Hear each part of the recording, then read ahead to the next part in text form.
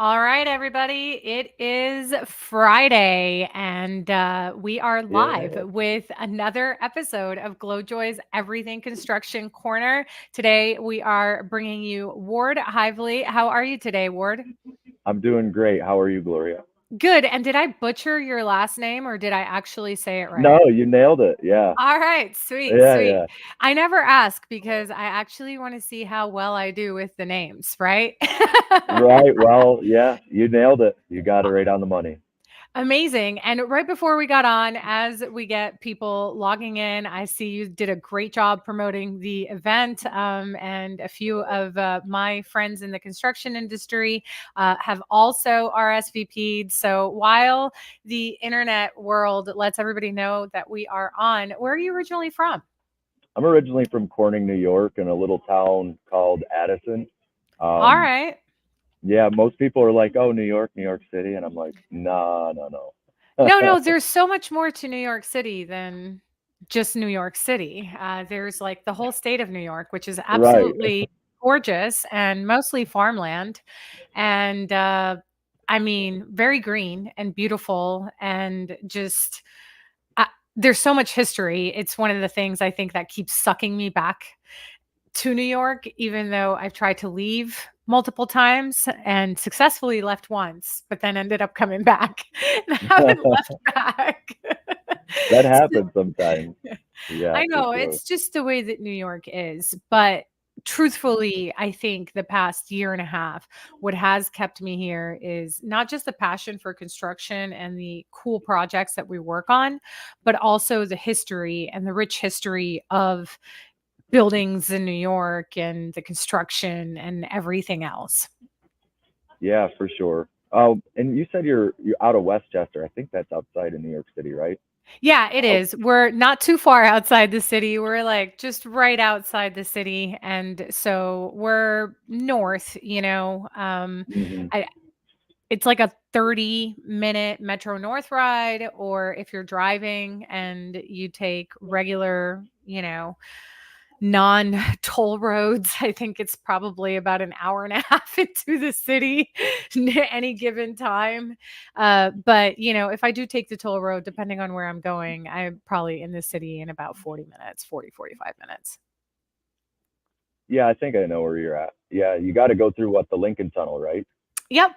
No, no, no. I don't have to go through any tunnels, actually. Oh, okay. Yeah, I just cross over the Bronx River Parkway and I'm good. I'm good. But Gotcha. those are the friends down south in New Jersey, and they wish they were from New York. But they're not. Anyway, just joking around a little bit, poking around a little bit. So, where are you located now? And tell us a little bit about what you do. Yeah, so right now I'm in the St. Pete Clearwater Airport. So if you hear a little background noise, that's what's going on.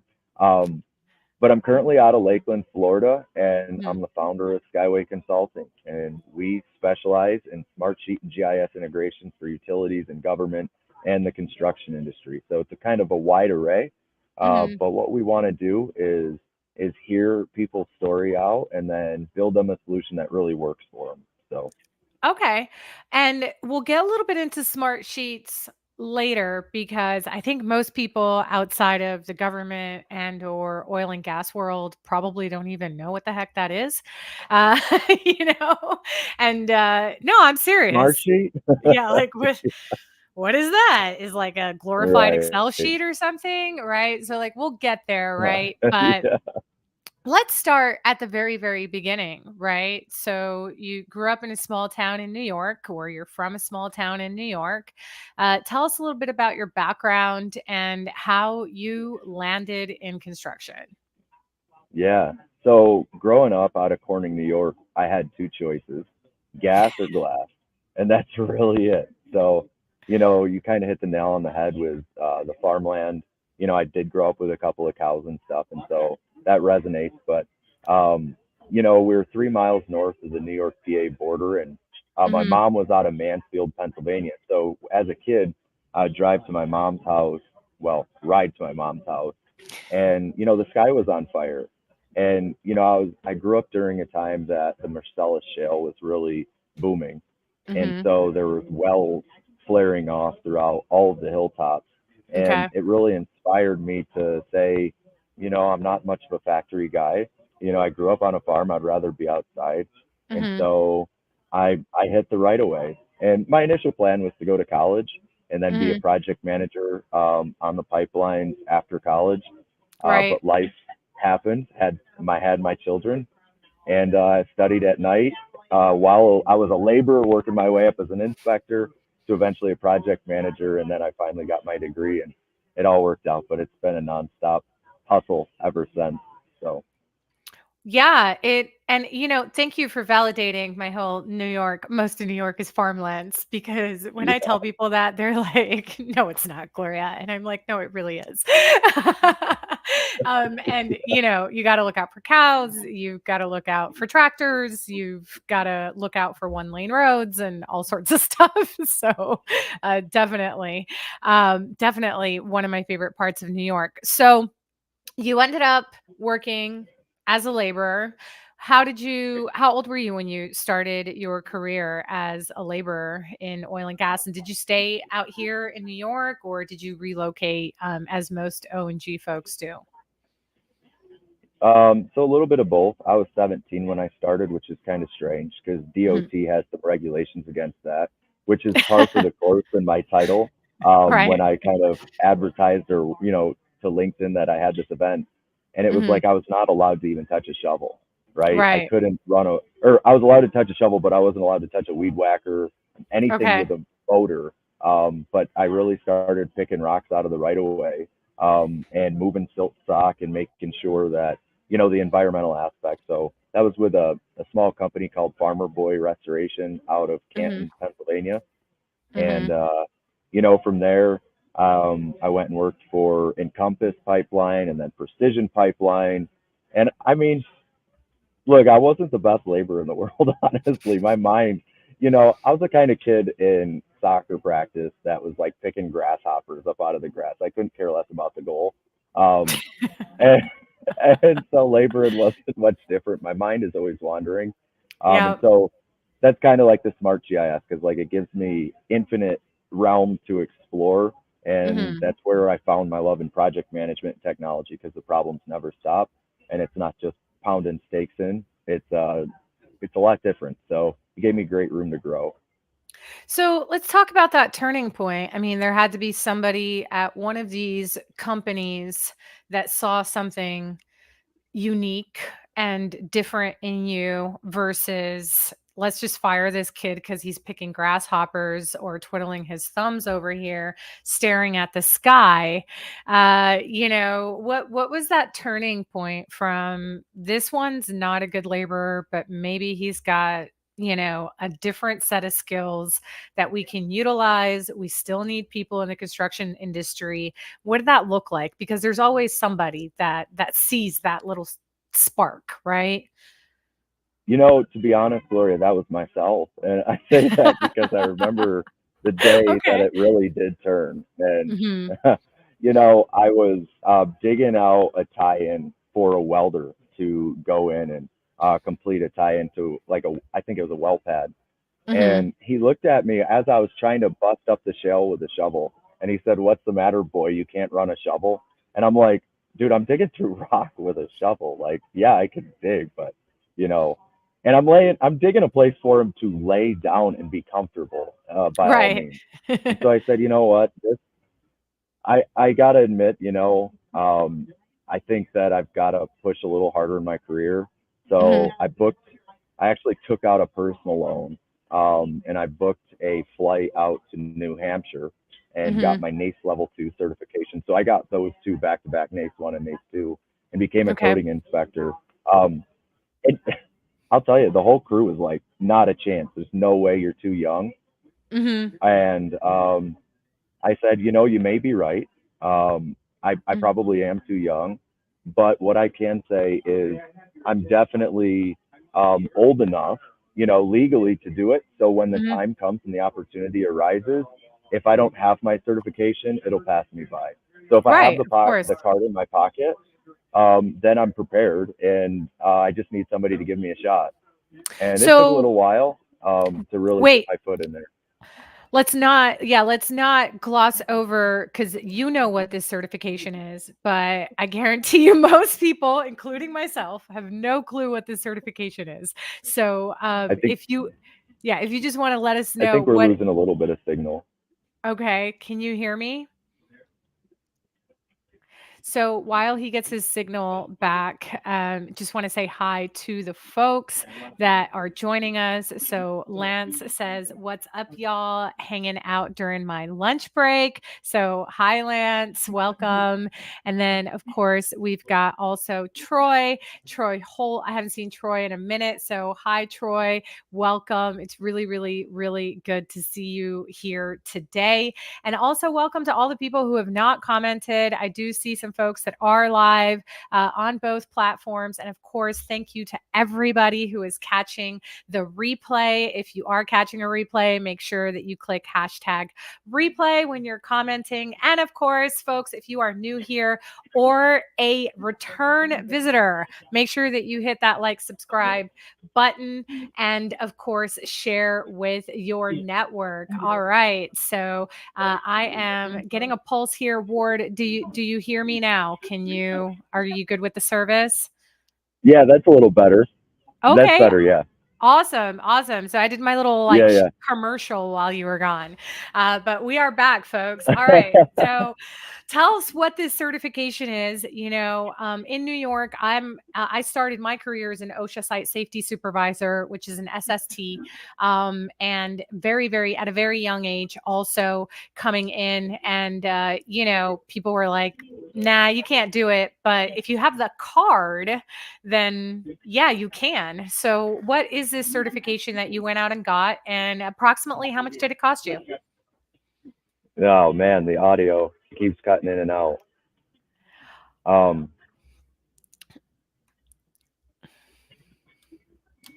So, I'm sending you a private chat. It says, "Tell us about the cert." can you hear me at least? Give me a Yeah, I thumbs can up if you totally. can We can hear me. hear you. We can hear Okay. you. We can definitely hear you. Okay. So the certification is really just to ensure that you can inspect over natural gas pipeline coating. I mean, it's a broad certification. You can inspect bridges or, um, anything else that would be steel. But for me, my purpose is I focus mostly on the natural gas side of things. So, coating is basically covering up bare steel from welds or anything else on the pipeline and making sure that it's safe to be able to put in the ground. All right, all right. And I don't know if you can or cannot hear me, so I'm gonna keep sending you Yeah, I can. questions. Oh, you can hear me now. I was gonna say I can keep sending you Yeah, yeah, questions in the chat. We're millennials here. We can do anything. yeah. I think it was the fan in my laptop was like blocked from being flat, and so maybe my laptop was getting hot. But I think we're good now. All right. So, see, technology, I mean, it's great and then it's not. Yeah, And, I've also got a cell phone just in case I got to text message people, and we've got an admin in the background. So, this is live streaming, folks, without an entire production team. So, thank you so much for your patience today as we get through these questions. So, you're pretty young age, approximately, I guess, how much did this certification cost you, if you don't mind us asking? it was about $5,000. Okay, but So you thought it was worth yeah, the it was somewhere investment. around 5,000. And you Oh, it saw was. yeah, Yeah, you saw the absolutely. opportunity, you saw the investment. So this is what took you out of the trenches, out of the, laboring, and of course, the inevitable hazing that happens on the construction job sites when you're just kicking off, right? And so you stayed doing this for Yeah. a couple years, and then take us through next steps in your career. Yeah, so I worked as a coding inspector and traveled Pennsylvania, Ohio, West Virginia, North Carolina, and eventually Florida. Mhm. And when I got to Florida, I found somebody that, I could follow. And I came to Florida because of the coronavirus. Um, the gas company I was working with at the time ended up shutting their doors for the coronavirus, and Okay. so an opportunity came up in Florida, and I definitely capitalized on it. And I had a manager that took me under his wing and taught me a lot of great things. And I really had a couple of managers that taught me a lot of great things, and I was able to grow my career into project management, Mhm. which is where I founded found Smartsheet. And Mhm. so, um, which was a monster in and of itself. But um, a lot of the stuff I learned was just you know looking at things from a different lens. And I talk about a lot like the transition from inspection to project management and how Mhm. challenging it can be, Mhm. because truly, you know, when you're an inspector, you're really there to observe what's happening on the job site and document what you see. But Mhm. you want to try to stay 5 steps ahead, 3 steps ahead of any crew, to foresee problems before they happen, keep people safe, keep quality moving. Really are not focusing on production, but just to make sure everything's in order. And project management's quite a bit different. You can't sit in the background and wait um, for them to do the work. You have to be on top of things from, the You cradle to the grave, can't? right?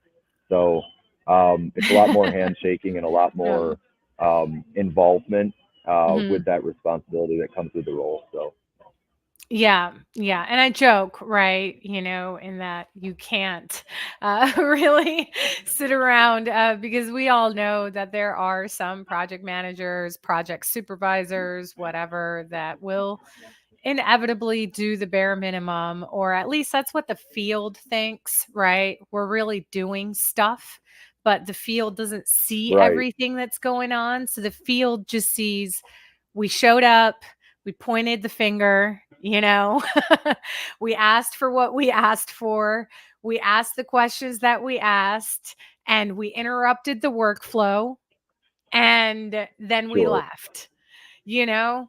So I say that all lovingly, jokingly, very sarcastically, obviously, because, of course, yeah, I come from the field.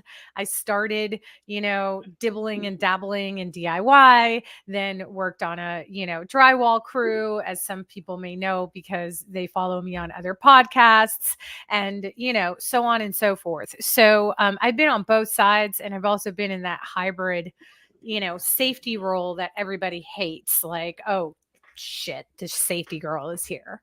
Go ahead, put on your hard hat, go ahead, click the harness, like they're wearing it, but it's not clipped in, and whatever else, right? And I understand. definitely, Listen, there are people who did this before us that didn't have to do any of these things, and they still got the buildings built, and they didn't die, right? But, we know what we know now, and we know so much more than we used to know. And so a lot of times I always tell people, like, honestly, we just want you to get home to your family. Okay. yeah, Like, for sure, I'm not here to be like chief police officer, or, an a-hole when I stop by the job site and I'm like, yeah, what are you doing? You know, right, it's more of a, hey, we've all taken the safety classes. At least here in New York, everybody has to take a certain number of safety classes and regulations. And I know oil and gas is the same because most of my family works in oil and gas. So there's everybody's in the safety classes, but people do what they do because they got to get the job done. And a lot of that is top down. And people have heard me say that, they're getting pressure from the project managers, who are getting pressure from the project executives, that are getting pressure from owners and or banks or whomever, right? Like, it's always top down. And so there is technology out there that can make people's lives better. And for us here at GloJoy, that technology is Builder Trend. It's incredible project management software. It's an all-in-one solution to manage our business. And that's what works for us and our business. We looked near, far, left, right, all over the place, did a combination of text messages in Google Drive and, group text. I don't know. What else is there out there? Monday. I don't know. There's like all these little Yeah, apps, for sure. but there's technology out there, guys, that can really help you not just run your projects, but also run your projects more efficiently in the field, help project managers do their job and not interrupt the field and blah, blah, blah, blah, blah. So let's get a little bit into smart sheets because that's the point in your career where we're at. You're in Florida, project management, get into smart sheets, which is what is smart sheets?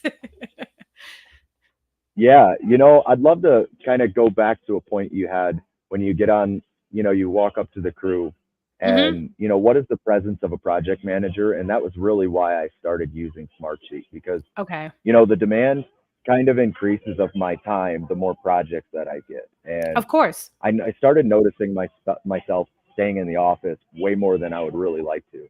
Uh-huh. I think when I looked at what was going on out in the field and how important it is for me to walk up to the flagger and say, hey, how's your day going, just to Right. be there and see. And it's really how you make your presence known that matters the most. And if you show up stressed out and on a mission, you're really looking over the crew rather than working with the crew.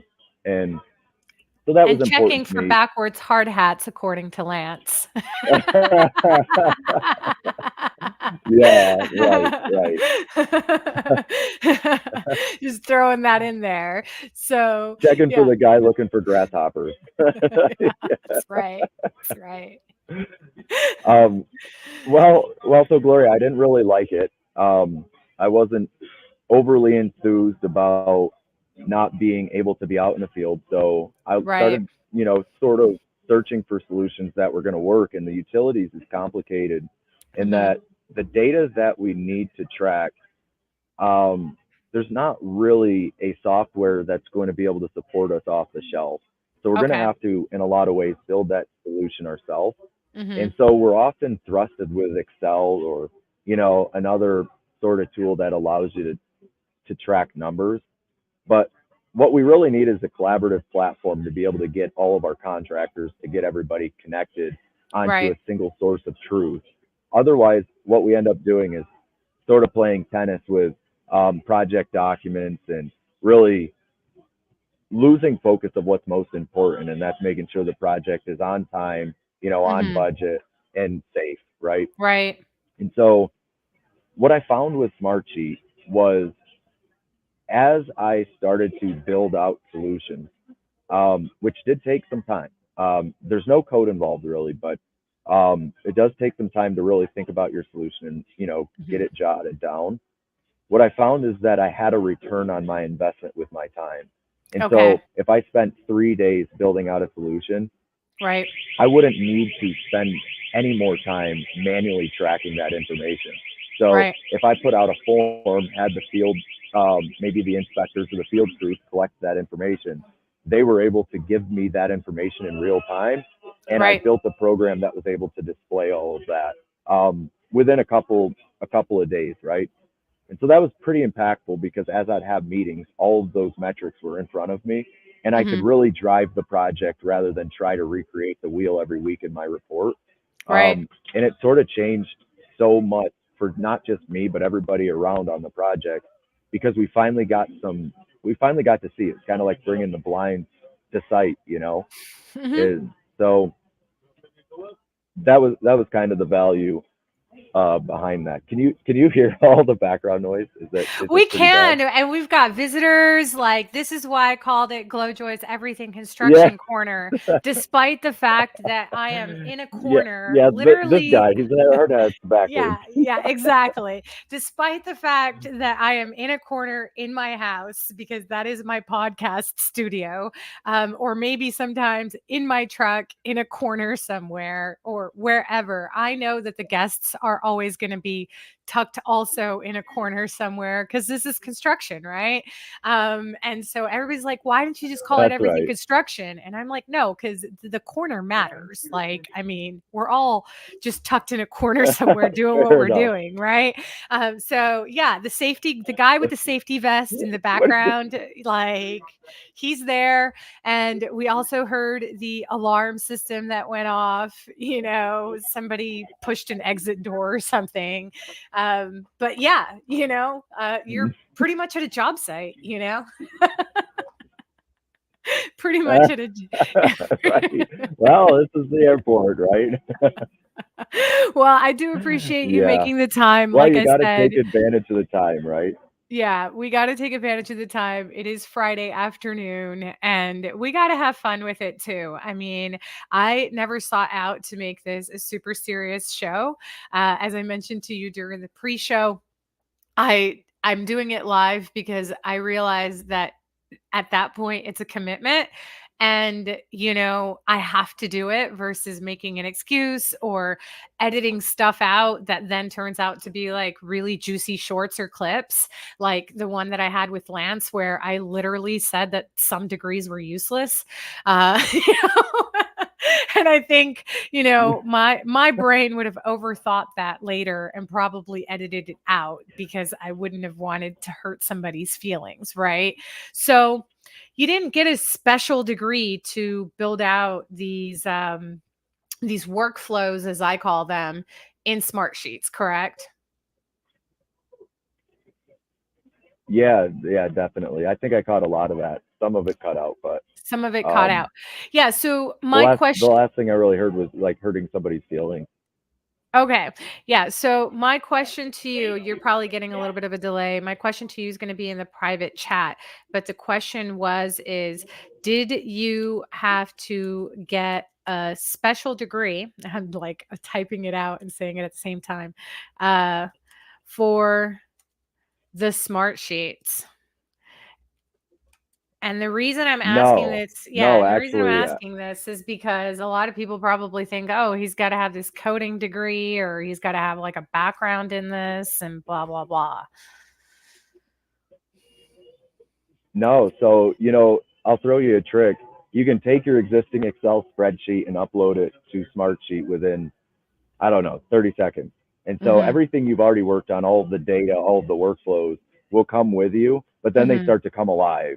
And so things Mm-hmm. transform really quickly, especially with oh well, it's going to blur out my finger, but especially with our new tool, being able to connect it with the map. So not only can you connect your entire project, all the stakeholders, but you also can plug it into GIS. And that actually only takes 30 seconds now, Gloria. So that's a beautiful thing. That's also no code. So no special degree required. And that's really why we built the integration, was to make sure that, you know, guys out in the field theoretically could connect their sheets to a map and be able to visualize the data that they're bringing in. So All it's right. And impactful. most of this to me is like literally like you're talking to me in German because when we work on buildings, like we have a very different workflow and we're looking at a totally different set of data, I feel like, than, a utility company or pipeline company. And so for me, this is always, very fascinating and an opportunity for us to just showcase how different construction is, right? Because it's not just renovating a house, like I tell people. Sometimes like you're literally building out the infrastructure and wait, hang on, TSA is saying something.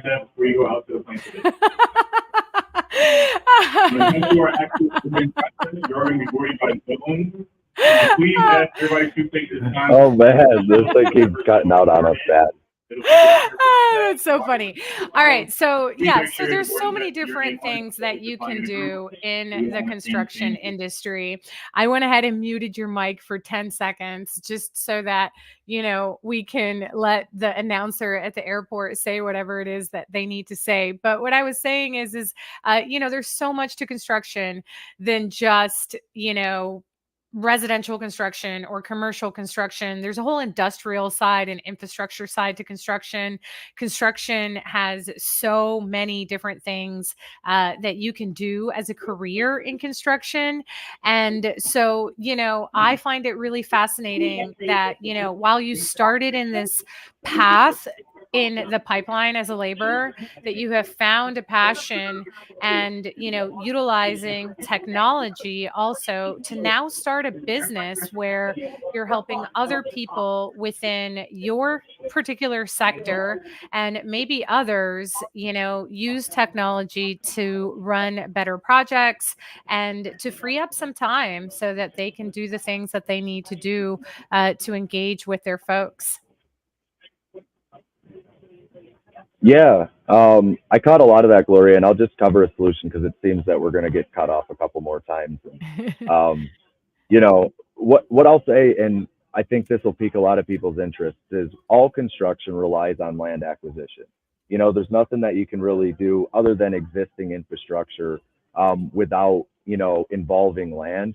And what we focused on really beginning with our smart sheet and GIS integration is taking the publicly available property appraiser data, plugging it into Smartsheet, creating what's called a line list, which is Hmm. just a list of all of those property information, and then building out a land agent platform for agents to be able to track and manage all of the parcels that they're trying to acquire easements for.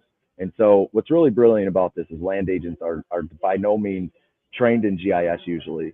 And Hmm. so by being able to plug in their sheet to the map, they're able to update all of their workflows for maybe their clients or their management team and keep everybody on the same task, same track, to help streamline some of their projects. And we had a client actually that we implemented this for, and I'd say probably their business doubled within 4 months. I'm not joking. It was kind of stressful because we built out this program and everybody got really interested in it, and it was just it kind of took off.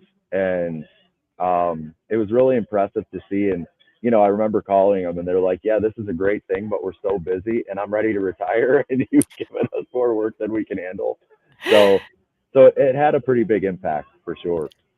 It was In time for making it them to not only hire. more efficient, but yeah, and they did. Yeah. Yeah, for I'm sure. sure they They did. did. They did. So, how did you land on starting your own business? And we'll kind of wrap up there because we've hit that 30-minute mark, and I know you've got a flight to catch. So, definitely want to be respectful of your time and those around you. Yeah, no problem. So I started my own business. It really, it goes back to why I struggled with laboring is I learned something and I learn it as best as I can from the smartest people I can, find.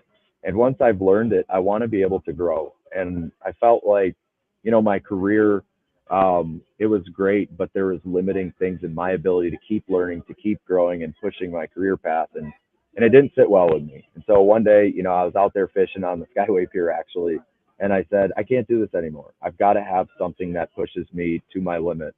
And Hmm. so I founded Skyway to be able to do that.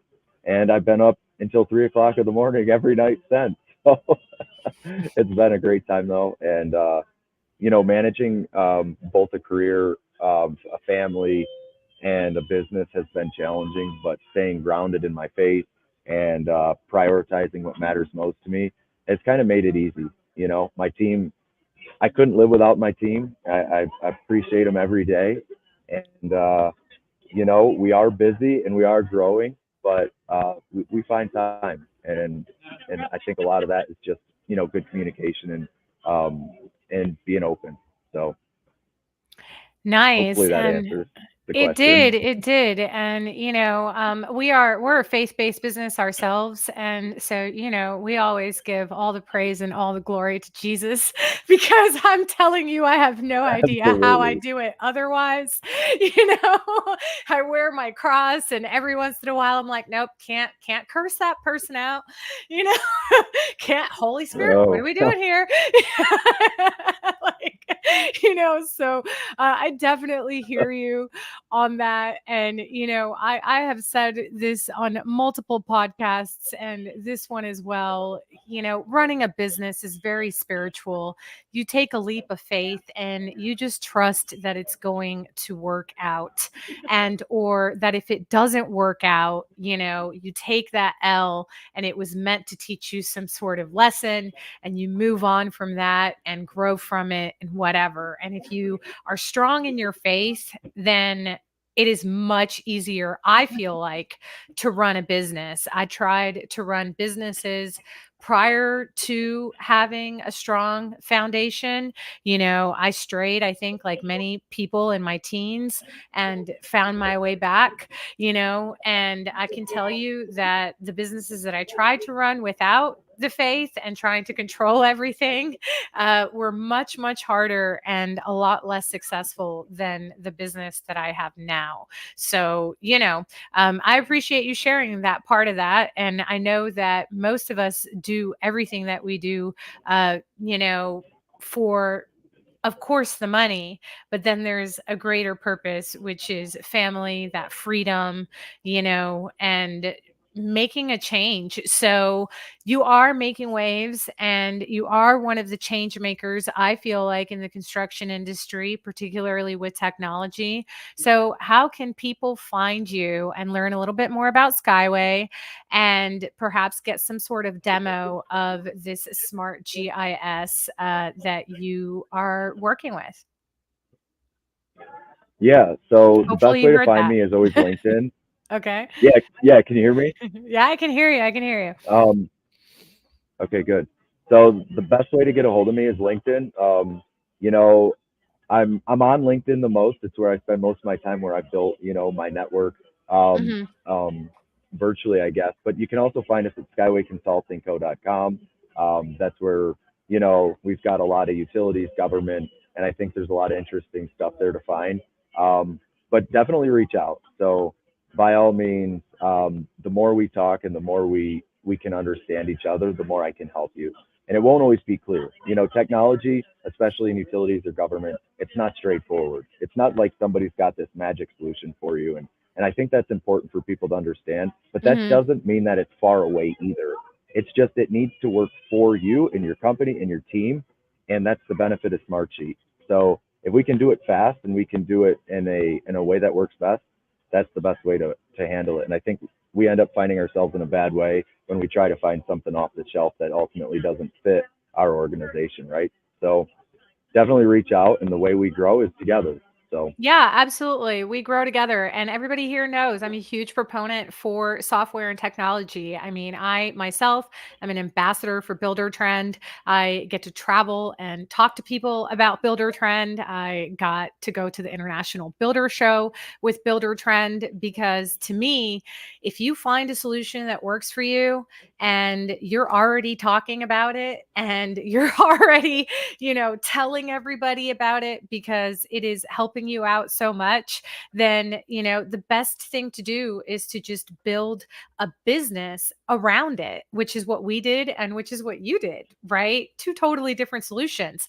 But we've that's built these right. Yeah, businesses for sure. around the technology that we use. And we're not shy to talk about the technology that we use. So, folks, it's 2024. I know Construction Done did it that way for this long and it's worked and all the stuff.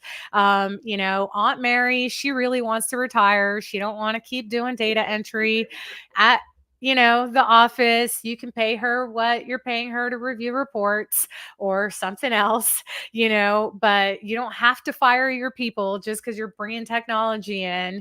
And, it doesn't mean that your competition is going to steal your ideas or anything else. Like, you can bring on consultants like Ward or myself to help you implement this technology, help you understand the technology, and moreover, just start to have fun with the construction industry again because, we're all really busy. Construction is booming and, construction is amazing and super fun. Technology is not going to take our jobs. Technology is just going to make our jobs that much better, Man. just like power tools have, right? I'm sure people were hesitant of power tools or heavy equipment and machinery and all of that stuff, but we use it all day, every day now, and nobody even blinks or thinks twice about it. So, yeah, thank you so much, Ward. Have a safe flight, and we hope to see you again in the future. Bye. Yeah, thank you so much, Gloria. Bye bye, everybody.